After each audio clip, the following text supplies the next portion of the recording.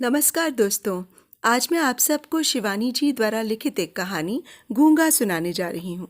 ये एक ऐसी लड़की की कहानी है जो समाज की और परंपरा की बेड़ियों में जकड़े हुए अपने अतीत को भूलने के लिए मजबूर है। पर माँ की ममता वो तो किसी बेड़ियों और जंजीर में कैद नहीं की जा सकती। दोस्तों, यदि आपने अभी तक मेरा चैनल सब्सक्राइब नहीं किया है तो मेरी प्रार्थना है कि इसे कृपया सब्सक्राइब कर लें, मेरी कहानियों को लाइक और शेयर करें और बेल आइकन ज़रूर दबा लें। तो आइए सुने कहानी गूंगा। सर्जन पांड्या को दूर से देखने पर लगता कोई अंग्रेज चला आ रहा है। सुर्ख गालों पर सुख, संतोष और स्वास्थ्य की चमक थी। उनके हाथ में कुछ ऐसा यश था कि उनकी प्रतिभा का स्पर्श पाते ही मुरझाए मरीज भी चंगे होकर बैठ जाते। उनकी फीस भी उनके व्यक्तित्व की ही भांति रोबीली थी। ऐसा वैसा व्यक्ति तो उनकी फीस सुनकर ही पीला पड़ जाता, पर रोगी के पीले चेहरे से भी उनकी आंखों में करुणा नहीं उभरती। कभी कभी वे अपनी विकट फीस में थोड़ा सा अंतर भी कर देते थे, बशर्ते मरीजा सुंदरी या मरीज किसी मौलिक बीमारी का नमूना हो। पर असंख्य रोगियों को जीवनदान देने वाला ये अनोखा मसीहा अपनी ही पत्नी का इलाज नहीं कर सका था। एक ही पुत्री को जन्म देकर उसकी पत्नी सौर में ही पगला गई थी और सर्जन उसे ठीक ही नहीं कर पाए। 16 वर्ष से वह आगरा के पागल खाने में पड़ी थी। बीच बीच में सर्जन उसे देखने भी जाते थे और कुछ लोग तो कहते थे कि वो उतनी पागल नहीं थी कि उसे घर न लाया जा सके। पर सर्जन कभी लौटकर पत्नी के उन्माद का प्रसंग भी पुत्री के सामने नहीं छेड़ते और न पुत्री ही कुछ पूछती। सर्जन की कन्या का नाम था कृष्णा। रंग था गेहुआ, पर मुखश्री अनुपम थी। सघन कृष्ण वेणी को वो ढीली ढाली गूंथ कर पीठ पर डाल लेती। माँ के अभाव को पिता के स्नेह ने कभी खटकने नहीं दिया था। देखरेख की लगाम तो नहीं थी, पर पिता का शासन कड़ा था। कृष्णा ने पढ़ाई के साथ संगीत और नृत्य की शिक्षा भी प्राप्त की। पैरों में घूंघर बांधते ही वो स्वर्ग की अप्सरा बन जाती। बड़े से बड़ा कला मर्मज्ञ हो या नृत्य संगीत से एकदम ही अनभिज्ञ कोई अरसिक, सब उसके नृत्य की रस माधुरी में डूब कर रह जाते थे। यही उसके नृत्य की विशेषता थी। एक बार एक नृत्योत्सव में 3 घंटे तक नाचकर दर्शकों को मंत्रमुग्ध किया और अंत में जब हाथ जोड़कर दर्शकों की ओर सिर झुकाया तो तालियों से हॉल गूंज उठा। सर्जन की आंखों में आनंदाश्रु छलक उठे। अंतःकरण को अमृत वृष्टि से परिप्लावित करती उस छवि को एकटक देखते एक और व्यक्ति की भी आंखें तरल हो गई थीं और वो था स्क्वाड्रन लीडर वी डिसूजा। वो कृष्णा के पड़ोसी डॉक्टर डिसूजा का पुत्र था। उसके पिता सर्जन के क्लिनिक में ही काम करते और सर्जरी में ही हाथ में छुरी लग जाने से टिटनस से उनकी मृत्यु हो गई थी। पिता की मृत्यु के बाद मातृहीन डिसूजा सर्जन के साथ ही छुट्टियां बिताता। कृष्णा के आकर्षण जाल में वो किस बुरी तरह फंस गया है, वो यह उसी दिन जान पाया।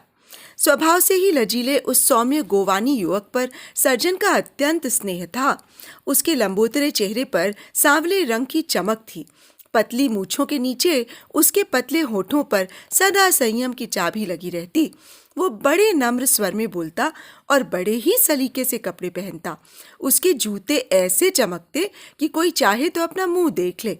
सर्जन उसके जूतों की इसी चमक पर फिदा थे। शाबाश बेटे, तुम्हारे जूतों की चमक देखकर हमारी तबीयत खुश हो जाती है। जो शख्स अपने जूते चमका कर रखता है ना, उसका दिल भी हमेशा चमकता रहता है। पता नहीं सर्जन का कथन किस अंश तक सच था, पर डिसूजा का दिल सचमुच ही एकदम साफ था। वो जितना ही कृष्णा से बचकर निकलता, वो उसे उतना ही घेर लेती। इसी बीच सर्जन को अपने निसंतान बूढ़े चाचा की क्रिया निपटाने पहाड़ जाना पड़ा। कुछ ही दिन पूर्व उसके चाचा का अनुनय भरा पत्र आया था। मैं मरणासन्न हूँ। मेरी मृत्यु के बाद जैसे भी हो मुझे पीपल पानी कर जाना, नहीं तो मेरी आत्मा भटकती रहेगी। सर्जन प्रगतिशील विचारों के होकर भी घोर सनातनी थे। अपने राजप्रासाद के गुसलखाने में लघुशंका से निवृत्त होने भी जाते तो जनेऊ कान पर चढ़ा होता। चाचा की आत्मा को तो उन्होंने भटकने से बचा लिया, पर पुत्री की आत्मा भटक गई। 13वीं कर लौटे तो चित्त प्रसन्न था। आत्मीय स्वजनों ने उनकी पुत्री के लिए एक हीरे सा टुकड़ा वर ढूंढ लिया था। कृष्णा उन्हें लेने एयरपोर्ट पर आई। क्यों बेटी, कांतम्मा तुम्हें छोड़कर छुट्टी लेकर घर तो नहीं चली गई थी? उन्होंने पूछा। कांतम्मा उनकी वर्षों पुरानी बूढ़ी आया थी। ना पापा, नम्रमुखी कन्या उन्हें कुछ पीली सी लगी। पापा, मेरे लिए पहाड़ की मिठाई बाल सिंघौड़ी लाए या नहीं? बच्ची की तरह मचलकर उसने पूछा। लाया क्यों नहीं, और भी एक चीज लाया हूं अपनी दुलारी बेटी के लिए। जानती हो क्या? सर्जन ने मुस्कुरा कर कहा। क्या पापा? एक सुंदर सा वर, जिसे ढूंढने ही शायद भगवान ने मुझे पहाड़ भेजा था।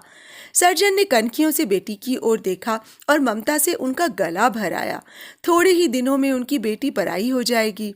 कृष्णा का चेहरा आश्चर्यजनक रूप से सफेद लग रहा था। वो पहले गुमसुम हो गई, फिर अचानक दृढ़ स्वर में बोली, आपको मेरे लिए वर नहीं ढूंढना होगा, मैंने वर ढूंढ लिया है। सर्जन दंग रह गए। कहती क्या है लड़की? कहाँ से वर ढूंढ लिया? यहाँ तो अपने समाज का एक परिवार भी नहीं था। क्या बात कर रही है पगली? कैसा वर? उन्होंने स्वर को करुण बनाकर पूछा। हाँ पापा, मैं विक्की से ही ब्याह करूंगी। सामान्य सी किशोरी के कंठ की दृढ़ता में कहीं भी नम्रता की मिठास नहीं थी। सर्जन क्रोध से कांपते चुपचाप अपनी मूछें नोचने लगे। सामान्य सा पायलट डिसूजा, उस पर भी ईसाई, और कहाँ कुमाऊं के महापंडितों के खानदान की पुत्री कृष्णा। कार जब घर पहुंची तो डिसूजा को बुलाने आदमी भेजा। पता लगा डिसूजा मद्रास चला गया है। शासन की लक्ष्मण रेखा में पुत्री को बांधकर सर्जन निश्चिंत हो गए। बिना उनसे पूछे अब वो गुसलखाने भी नहीं जा सकती थी। सर्जन को इसी बीच जयपुर की मेडिकल सेमिनार की अध्यक्षता करने जाना पड़ा।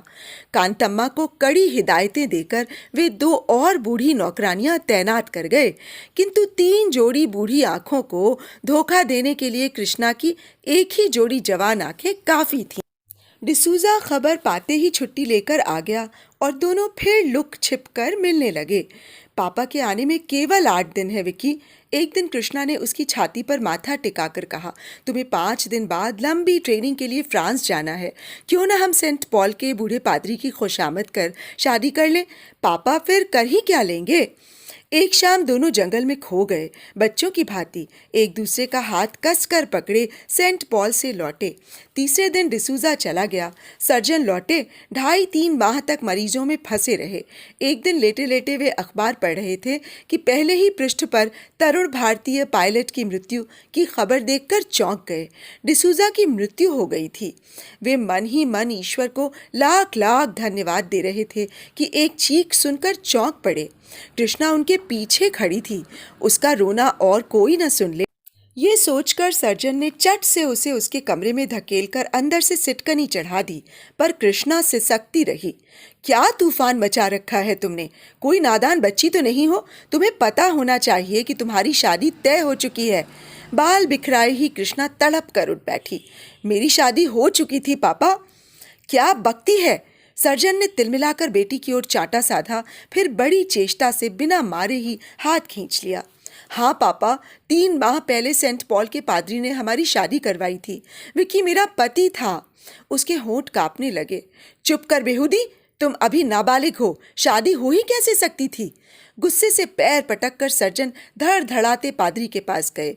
न जाने कितने का चेक से उसका मुंह बंद करवा दिया। लौटे तो कृष्णा को समझाते हुए कहा, मैंने पादरी को समझा दिया है, वो सब रिकॉर्ड जला देगा। खिलवाड़ को कोई भी धर्म शादी नहीं कह सकता। पर एक बात और है पापा। सिर झुकाकर कृष्णा जमीन में गड़ गई। क्या? चीख कर ही पूछा सर्जन ने। मैं माँ बनने वाली हूँ। दोनों हाथों से मुंह ढांपकर वो सिसक उठी। नियति से जूझकर सर्जन अब धराशायी थे। रात भर वे पिंजरे में बंद शेर की तरह चक्कर लगाते रहे। फिर भोर होते होते उन्होंने कमर कस ली। दूसरे दिन वे पुत्री को लेकर ये कहकर चले गए कि सगाई की रस्म पूरी करने वे पहाड़ जा रहे हैं।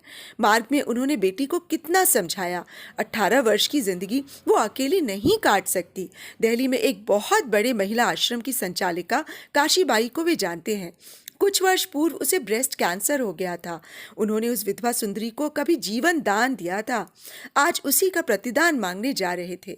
सब कुछ सुनकर काशीबाई हंसकर बोली, आप निश्चिंत रहें सर्जन, किसी को कानो कान खबर नहीं होने की। भाग्य ने सर्जन पर दया करके समय से पूर्व कृष्णा को मुक्ति दे दी। सतमासी पुत्र को जन्म देकर वो 4 माह बाद घर लौट आई। कुछ ही दिनों बाद उसके विवाह की तैयारियां जोर शोर से होने लगी। 7 फेरे लगाकर सप्तपदी पूर्ण हुई तो सर्जन के दिल का पहाड़ हट गया। काशीबाई पर उन्हें पूरा भरोसा था और किसी को कानो कान कुछ खटका भी नहीं हुआ था। धीरे धीरे समय बीतता गया। विवाह को अब 6 वर्ष पूरे हो गए थे। कृष्णा के एक 5 वर्ष का पुत्र भी था, किंतु अभी भी उसके सौंदर्य में वही अल्हड़ सा भोलापन था। वो नृत्य का निरंतर अभ्यास करती थी। उसके ओडिशी और भरतनाट्यम की ख्याति राजधानी तक पहुंची और महारानी के स्वागत समारोह में उसे आग्रहपूर्वक आमंत्रित किया गया। वो अपने पति और पुत्र के साथ ही आई थी, क्योंकि ठीक 7वें दिन उसके पति को वॉशिंगटन दूतावास में सेक्रेटरी के पद का भार ग्रहण करने पहुंचना ही था। दुर्भाग्य से ठीक नृत्य समारोह के दिन ही राजीव को तेज ज्वर हो आया। इकलौता जिद्दी लाडला माँ के गले में अपनी ज्वराक्रांत तपती बाहें डालकर झूल गया। नहीं मम्मी, तुम यहीं रहो। बड़ी कठिनता से एक इलेक्ट्रिकल ट्रेन और चॉकलेट का उत्कोच देकर कृष्णा को छुट्टी मिली। उस दिन के नृत्य प्रदर्शन ने उसके गले में कीर्ति की जयमाला डाल दी। स्वयं महारानी एलिजाबेथ ने उसके दोनों हाथ पकड़कर उसे बधाई दी। प्रशंसा और तालियों के नशे में झूमती वो पति के साथ कार में लौट रही थी कि सर्र से महिला आश्रम के पास से कार गुजर गई। एक पल में ही उसकी सारी प्रसन्नता उड़ गई। जिस घाव की सूखी पपड़ियां तक झर गई थीं, वही आज नासूर बन गया था। घर पहुंची और बच्चे को छाती से चिपटा कर लेट गई, पर सो नहीं सकी। मां को पाकर राजीव ने प्रसन्नता से छाती में मुंह छिपा लिया। पीपल के पेड़ के साये में घिरी आश्रम की छोटी सी कोठरी में मूंज की झूला सी चारपाई पर एक अभागा सो रहा था। उसके पास मुंह छिपाने को किसी की छाती नहीं थी। उसे सदा के लिए छोड़ जाने पर भी माँ ने किसी प्रकार का समझौता नहीं किया था। न उसे माँ के लौटने का इंतजार था, न बिछोह का दर्द। वो दिन भर आश्रम के लावारिस बच्चों से पिटता रहता। उसकी शांत आंखों में एक अजब उदासी थी। न वो किसी से बोलता था, न किसी से झगड़ता भी कैसे? वो बहरा था और बोलता भी क्या? बेचारा जन्म से ही गूंगा था। कृष्णा को ये सब कुछ पता नहीं था। 5 वर्षों में वो कई बार उसे देखने को व्याकुल हो उठी थी, पर उसने पापा को आश्रम में कभी भी पैर न रखने का वचन दिया था। फिर क्या पता, शायद मर ही गया हो। बेचारी कृष्णा क्या जानती थी कि ऐसे बच्चे जिनकी मौत की मिन्नतें मांगी जाती हैं कभी नहीं जाते। जाते हैं वे जिनकी जिंदगी की भीख के लिए दामन फैलाए जाते हैं। सोमवार को उसे विदेश जाना था। बच्चे का बुखार उतर गया था और वो अपनी रेल से खेल रहा था। पति कहीं गए थे। कृष्णा ने अपनी कार निकाली और उसी दुकान पर पहुंची जहां से खिलौने की रेल खरीदी थी। ठीक वैसी ही रेल खरीदी, एक बड़ा सा भालू लिया और कई चॉकलेटों से बैग भरकर आश्रम की ओर चल पड़ी। थोड़ी दूर पर कार पार्क कर उतरी तो कलेजा धड़कने लगा। क्या पता काशीबाई की बदली हो गई हो। साहस कर भीतर गई तो काशीबाई गेट पर ही मिल गई। ओ तुम, वाह, आओ आओ, दफ्तर ही में बैठे। हाथ पकड़कर उसे भीतर ले गई। कहो, आज बहुत दिनों में याद किया। स्वर का तीखा व्यंग्य कृष्णा के हृदय के घाव पर नमक छिड़क गया। आती कैसे? पापा को वचन जो दिया था, कहकर कृष्णा ने माथा झुका लिया। क्या उसे देखोगी? बड़ी आत्मीयता से काशीबाई आगे को झुक आई। सिर झुकाकर कृष्णा ने मौन स्वीकृति दे दी। देखो कृष्णा, बुलवा लेती हूँ, पर जरा अपने दिल पर काबू रखना। वो अभागा गूंगा है। ये नौकरानियां साली बड़ी हरामी है। जरा भी शुबहा होगा तो ब्लैकमेल करना भी जानती हैं। पूरनदेई, कहकर उसने घंटी बजाई। एक अधेड़ सी जल्लाद औरत आकर खड़ी हो गई। देखो, गूंगा बाबा को ले आओ, बड़ी डॉक्टरनी आई हैं, उसकी जुबान देखेंगी। पूरनदेई चली गई तो संसार की सारी हथौड़ियां कृष्णा की कनपटी पर चलने लगीं। रुमाल निकालकर वो पसीना पोंछ रही थी कि चल चल कहती हुई खच्चर की तरह हाँकती पूरनदेई गूंगे को ले आई। वो शायद किसी की मंगनी की कमीज पहने था, जिसकी बाहें उसके हाथों से बहुत नीचे लटक रही थी। या शायद कमीज की लंबाई महज इसलिए बढ़ा दी गई थी कि जीर्ण निक्कर ने नीचे के अंगों की लाज ढांपने से एकदम इनकार कर दिया था। तैयार क्यों नहीं किया इसे? सकपकाकर काशीबाई ने पूरनदेई को डांटा। जिद्दी कैसा है ये हरामी, कितना कहा कपड़े बदल ले, माने तब ना। पूरनदेई आग्नेय दृष्टि से गूंगे को भस्म कर बाहर चली गई। कृष्णा की सजल आंखों में नन्हे राजीव का चेहरा नाच उठा, जिसके 100 नखरे उठाते हुए वो आया और उसके पति हार हार जाते थे। द्वार पर कुंडी चढ़ाकर काशीबाई ने इशारे से गूंगे को नजदीक बुलाया। आओ बेटा। धम धम गूंगे ने किसी महान दार्शनिक की भांति हंसकर अपनी गूंगी दलील पेश की, जैसे कृष्णा से कह रहा हो, माँ इसकी बातों में मत आना, ये बड़ी लबारी है। कृष्णा ने बेटे की बात समझ ली। ऐसी भाषा केवल माँ ही तो समझ सकती है। झर झर कर उसकी आंखें बरस पड़ी। छोटा सा डिसूजा ही तो खड़ा था, वही संयमी दृष्टि और बैरागी मुस्कान। लपक कर उसने गूंगे को खींचकर छाती से लगा लिया। कभी उसकी लटों को चूमती, कभी मैल से काली कलाइयों को। लगता था चूम चूम कर ही गूंगे को अपने में भर लेगी। अरे बस भी कर, क्यों गूंगे का सिर फिरा रही है? अपनी जल्लादी आंखों को और भी कठोर बनाकर काशीबाई बोली। तिल मिलाकर कृष्णा ने उसे छोड़ दिया। मुक्ति पाते ही गूंगा खिलौने के पास खड़ा हो गया। ले, सब तेरे ही हैं, कहकर काशीबाई ने उसे डिब्बे थमा दिए। गूंगी आंखें चमक उठीं। कभी इंजन को उठाता, कभी रंगीन लाल हरे रेल के डिब्बों को, कभी ताली बजाता और कभी गोल गोल घूमकर नाचता। धम धम मम। अब तुम जाओ कृष्णा, बड़ी देर से दरवाजा बंद है। मुई पूरनदेई कहीं द्वार पर ही कान लगाए ना खड़ी हो। वाह, अंगूठी तो बड़ी सुंदर है तुम्हारी। लालची दृष्टि का संदेश कृष्णा समझ गई। चट अंगूठी उतारकर उसने काशीबाई को पहना दी और मुंह करुण दृष्टि से अपना संदेश भी दे दिया। मेरे गूंगे का ध्यान रखना। फिर हृदय पर पत्थर रखकर वो उठी। एक बार गूंगे को चूमा और तीर सी बाहर छिटक गई। सोमवार को वो पति के साथ विदेश चली गई। कुछ ही महीनों में भारतीय सेक्रेटरी की नृत्य प्रवीणा पत्नी की चर्चा पूरी एम्बेसी में थी। एक बार टेलीविजन पर उसका नृत्य हुआ और एक दिन उसे एक पत्र मिला, एक गूंगे बहरे बच्चों की संस्था संचालिका मदर मारिया का। क्या वे उनके अभागे बच्चों के सम्मुख अपना मनोहारी नृत्य प्रस्तुत कर कृतार्थ करेंगी? कृष्णा ने एकदम स्वीकृति दे दी। 3 घंटे तक वो नाचती रही। गूंगे चेहरों पर खुशी की चमक उसके लिए करोड़ों तालियों की गड़गड़ाहट से भी बढ़कर थी। नृत्य समाप्त हुआ और मदर का हाथ पकड़कर एक देवदूत सा सुंदर बालक आया और उसे फूलों का गुच्छा भेंट किया। धन्यवाद बच्चे, क्या नाम है तुम्हारा? पूछते ही कृष्णा को अपनी अल्प बुद्धि पर क्रोध आया। ओ मिसेस त्रिपाठी, ये बेचारा तो जन्म से ही गूंगा है। मदर ने कहा, इसकी माँ इसे हमारे आश्रम के द्वार पर डाल गई थी, फिर पलट कर नहीं आई। यीशु उसे क्षमा करें। मदर ने क्रॉस बनाया। कृष्णा एक टक उस बच्चे के सुनहरे माथे को देखती रही, फिर टप टप कर उसके आंसू रत्न जटित वलियों को भिगोने लगे। ये क्या मिसेस त्रिपाठी, आप रो रही हैं? आश्चर्य से मदर ने पूछा और फिर आगे बढ़कर उसने कृष्णा के दोनों हाथों को चूम लिया। काश ऐसे ही प्रत्येक मानव दूसरे के दुख दर्द के लिए रो सकता। एक विदेशी गूंगे बच्चे के लिए आपकी आंखों में आंसू देखकर मुझे कितनी प्रसन्नता हुई है, कितनी प्रसन्नता। बेचारी मदर क्या जानती थी कि वे आंसू केवल उस विदेशी गूंगे बालक के लिए ही नहीं थे, वे उसके लिए भी थे जो अपनी दुबली कलाइयों से खिड़की की सलाखों को जकड़े ही सो रहा था। उसकी छाती से एक मैला सा कपड़े का भालू चिपका था। उसकी रेल काशीबाई ने आश्रम के खिलौने के कमरे में बंद कर दी थी। वो कितना रोया था, पर कौन सुनता। आश्रम में मोटरों में बैठकर खादी की टोपी लगाए मेहमान आते, बच्चे को साफ कपड़े पहनाए जाते, मिठाई बट पर गूंगा मिठाई फेंककर अपनी रेल के लिए मचलता रहता। समुद्र की उत्तुंग लहरों की भांति नाना तर्क वितर्कों की लहरें उसके नन्हे से कलेजे की कछार पर सिर पटक पटक कर व्यर्थ ही लौट जाती। वो कितना कुछ पूछना चाहता था। मेरी रेल क्यों छीन ली? इतने मेहमान आते हैं, पर वो क्यों नहीं आती जिसने मुझे चूम चूम कर खिलौने दिए थे? आज मेरी पीठ पर काशीबाई ने बेत क्यों मारे? मैंने तो पूरनदेई की पीठ पर दांत ही काटे थे, पर वो जो मुझे रोज रोज मारती है उसे बेत क्यों नहीं पड़े? पर वह भागा कुछ भी नहीं पूछ सकता।